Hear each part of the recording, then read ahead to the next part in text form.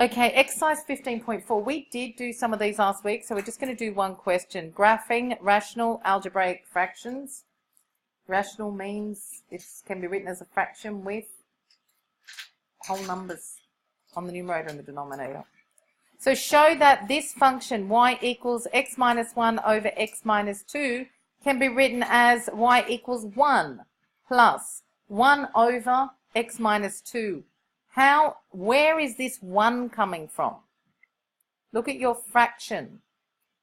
And then it says, hence sketch the function, state the domain and range, and for what values of x is the curve concave up. Now, wait, let's start with y equals x minus 1 over x minus 2. How am I going to get this 1? Isn't 1 something over itself? So no, you never break up the denominator ever, ever, ever. Never, ever break up the denominator. So, what am I going to, my denominator needs to be the same. You cannot change the denominator.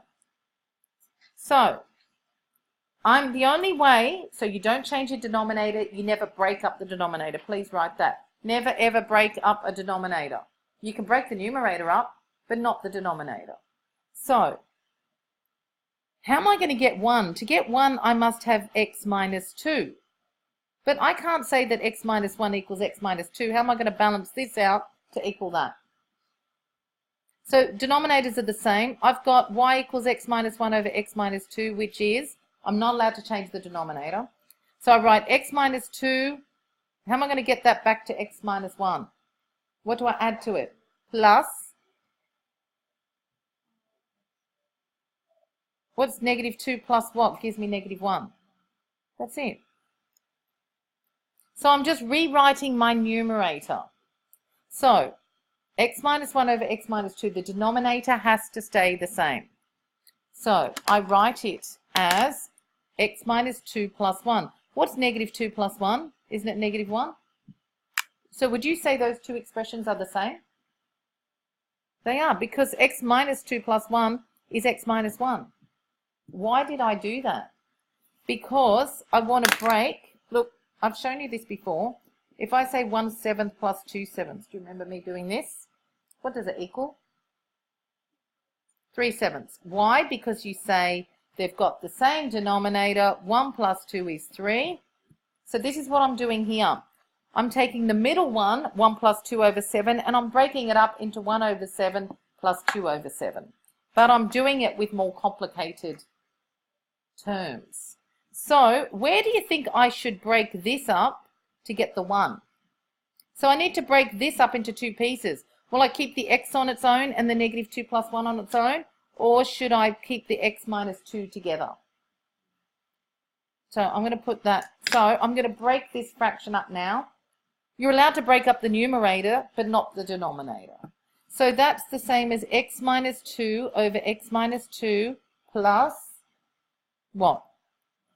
1 over x minus 2. We better practice a few more of these. Oh, look what I wrote. X minus 2 over x minus 2. So I'm breaking it up there. I'm going to split the numerator there. So I've got x minus 2 over x minus 2 plus 1 over x minus 2. Because see, I could break it up into 3 fractions, but you wouldn't. I could do x over x minus 2 minus 2 over x minus 2 plus 1 over x minus 2, but that doesn't help me. I need to get 1 whole. Is that 1 whole? Plus 1 over x minus 2. So now we know how to sketch that. So what do? You never break the denominator up. So you have to make the numerator the same as the denominator and then add or subtract the extra bit, so that this second expression here is the same as the first expression on the numerator. We will practice some, all right? So now we sketch that. What have we got? Shifted up, yeah. So this bit, you know, shifted 2 to the right, shifted, how many units up? Yeah, this we know. So we've just got to practice this other bit. So hopefully I can do one more. And just do it's going to go quadrants where? 1 and 3. So you know all that. But you better do when x is 0 to get me a nice value. So I don't know if I should go up here, there, down there. What do you get when x is 0? When x is 0, I get 1 plus negative a half. What's that? When x is 0, I get positive a half. So it is up here. And when x is 1, what do I get? That might be another nice one to do. Because I'm worried it might be just here. Yeah, I do. When x is 1, y is 0, that's a very good point to do. So, definitely that point, definitely this point. And just throw any one up here. Maybe when x is 3, 1 plus 1, 2. Okay? So that's your curve. Okay, girls, can you tell me the domain and range? You know how to do this. We did this before. Yeah, let's just do it the old way. Domain, or will x, comma, x does not equal 2. The range is, or will y, comma, y does not equal 1. And for what values of x is the curve concave up? Upwards. Concave up for x greater than 2. And one more for you to do for homework. Y equals, let's try x minus 2 over x plus 3. Wait, I'll just start you off. Now, can you break the denominator up? So I have to make the numerator the same as the denominator and add or subtract. So I keep the x plus 3. I need an x plus 3. How am I going to make that plus 3 into a minus 2? Very good. Where do we break it up? So we've got 1 minus 5 over x plus 3. I know the numbers aren't that nice, okay? But do you know what it is? It's shifted. Where are your asymptotes?